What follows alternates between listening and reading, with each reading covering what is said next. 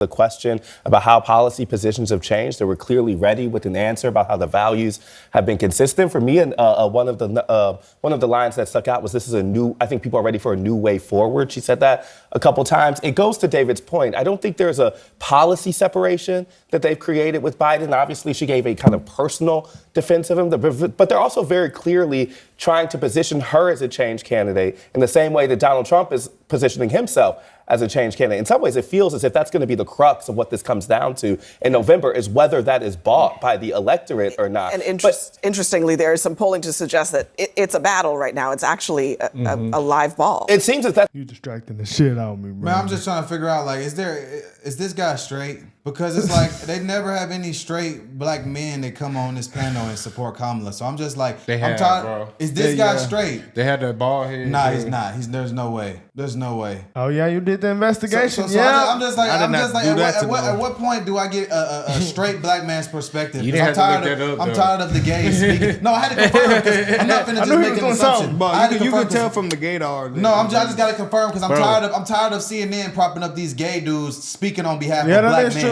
I'm sick of that shit. As a straight black man, he does not speak for me. Neither does Keith Boykin or the other gay black dudes that come on here. I don't want you to speak for me and represent my interests or speak on behalf of black people, period. I didn't even observe he was gay. I didn't even peep it. I listen to his voice. Yeah. She's like, man, no, man, you don't speak for us, man. I just let him talk. Speak for us, man. I'm ready for Scott. They got a straight white dude. Yeah, let's hear. I've been waiting to hear Scott for 2 days now, man. I'm just saying. So what this comes down to in November is whether that is bought by the electorate or not. And interestingly, there is some polling to suggest that it's a battle right now. It's actually a live ball. It seems that that's where this might live and die, but I think it's really interesting because for someone who doesn't want to talk about race and gender, who doesn't want to kind of put that identity forward, it is allowing her to make the case of change without kind of saying those words. And so I thought that was really in the air of this speech. But to the point about normal versus weird, the future versus past dichotomy that they're trying to create, I think they landed that tonight. I think they want to present them as a package that is relatable to people and that is someone you feel familiar, whose story is familiar, whose message is familiar and relatable. And I think that's something that she's grown in, and we saw that this evening. Interesting. Ashley? So I think I would break this down into 3 parts: values, vision, and her voice. And I think she made it very clear that she is still committed to her values, to be an American, to be a prosecutor, even though she may have changed on some positions. And she clearly outlined where she had changed.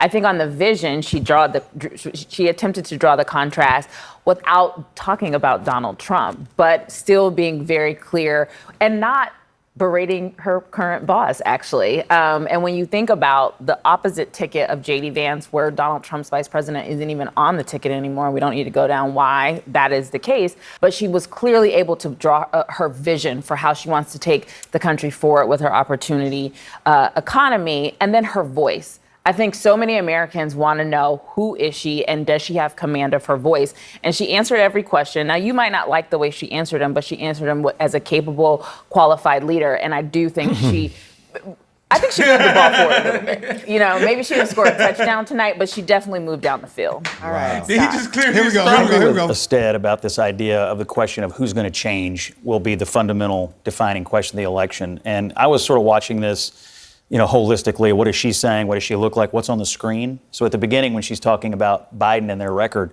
our screen said, this is called the Chiron, the headline at the bottom. It said, Harris stands by Biden administration economic record.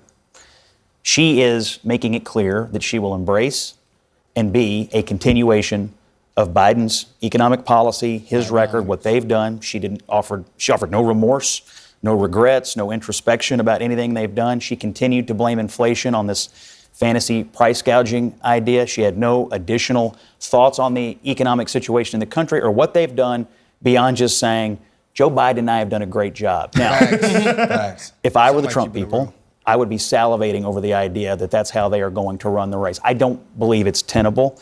I also thought it was interesting that she didn't take any responsibility at the end for telling the American people that Joe Biden was fine and he was strong.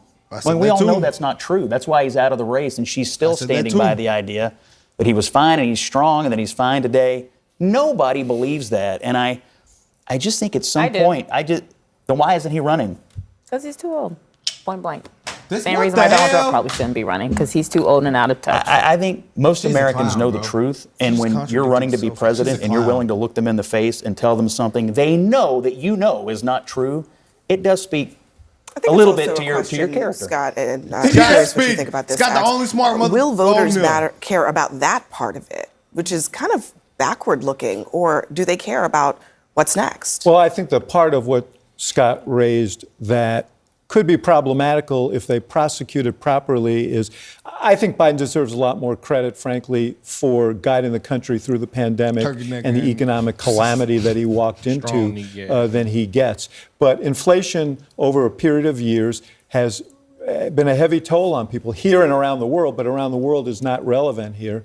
And so to the degree that they can say, she is going to continue doing exactly what Joe Biden was doing for people who don't have confidence in Biden's policies, that is a prospective problem. I don't think the thing about, this whole thing about, you didn't say it tonight, but you've said before, and I just disagree with this notion that, Dan actually asked a question, well, you've been there for 3.5 years. No vice president makes policy, okay? Let's just make that clear. Well, nobody, I said this before, nobody talks about the Pence years. Okay, nobody talks about the Biden years when Obama was. Nobody does that. So, but it is a challenge for her to take credit for the things that are good, and to try and walk away from the things that are not. But she did make policy, though. I mean, she said, I was the last person in the room on Afghanistan, and she cast many tie-breaking votes in the Senate. That's different than saying that she made the decision. Yeah. She claimed to be his last and most principal advisor on Afghanistan. That is not.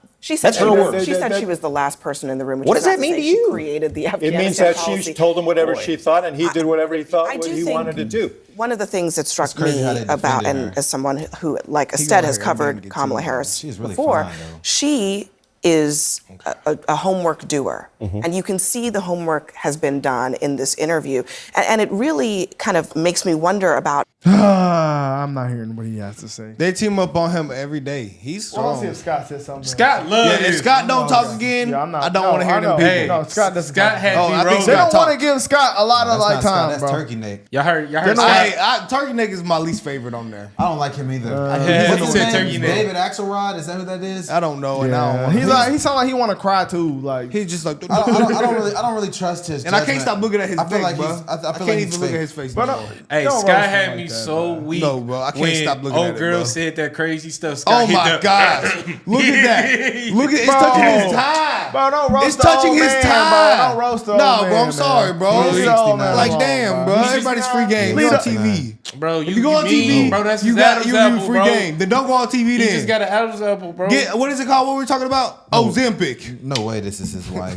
That was an ad for them, a free ad. That's his Adam's apple, bro. Why yours don't look like that? Because I don't got no collar just like this high. Bro, right stop roasting him, bro. But hold on, though. So if Mike Pence tried to run for president and Trump's whole administration was bad, you don't think that people would have a red flag? Mike Pence would turn on his ass so fast he would be like, "That was Trump doing all that and this and that." That's what he would do. That's what Kamala doing. No, she's not doing that. That's what they're saying. She's not doing that. But you know she's trying to be crazy? like, Biden did a great job with the economy. But like the crazy thing is, she's saying and both. She's low-key saying both. She has to. She is saying both. She's saying both. She's trying to do it in a PR way. That's why she didn't want to go live, because she didn't want to actually slip up and bab out Joe Biden.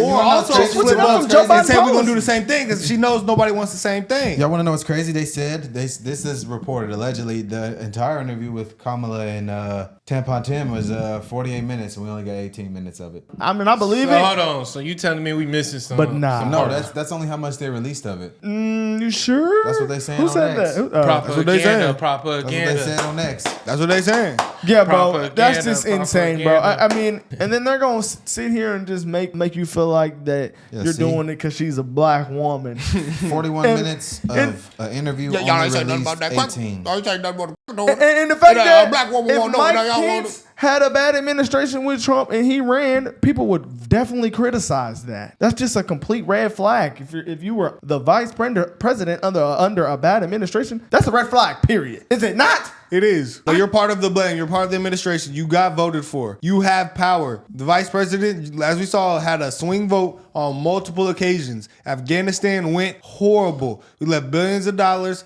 12 people died. She was the final say on that. Joe Biden said she was the last person in the room on that. Therefore, he is alluding to the fact that she had a big hand in that. So if y'all want more of that, that's a small taste of what you're going to get. I still can't believe they were trying to say that Joe Biden was just old. Yeah, that's insane. That also propagates the lie. It also that contradicts what she just said. No, literally, exactly. It propagates the fact that they're unapologetic about the fact that they lied about his competence. Because what was that girl's name? Ashley or something? I don't remember her name. She has definitely come on here before and defended his competence and his ability. So for her to double down on it, oh no, he just dropped out because he's old. No, that's not why he dropped out. Because you came on here and defended his mental, cognitive abilities and his physical competence just for him to drop out for those things that you defended, and now you're doubling down on that. So you're also a liar and a propagator of propaganda. No, bro, it's crazy because if you were under an administration that was just a bad administration and you were the vice president, I feel like you still could possibly be president. You just have to make the people believe. This is making the people believe. I think you'd have to say this and this. Like you'd have to come with specific examples. She doesn't do that. This right here, we should have done this better. This right here, we could have did that better. Listen. You don't do a shit job and then get a promotion. That's period. You don't go at McDonald's and be the worst freaking fry cook that you could possibly be and then get bumped up to assembly line, head of the assembly line. You don't get bumped up to the head. They gotta admit what was done wrong. If you do, if you want to have a chance, if she wants to have a chance, to me, she has to admit, okay, the economy and the border, we could have did better on that. We're gonna do better on that. And I think people will respect that. But like if you say, it was already good. Well, them swing voters, they're gonna say, well, she blamed it on Trump. No, it's not. She said the border's not happening because of Trump. I feel like that was a cover for that. But what about the economy? She doubled down on the economy we just seen. So she was like, I think Biden did a great job with the economy. I just feel like, bro, a vice president definitely still has a shot. She's coming with that is what she said. That's the PR answers. That's why they had to be pre-planned. They said, okay, let's think of it. But that's the problem, though. She's not even good enough to come and just tell the truth and like make people believe in her policy wise. Like cause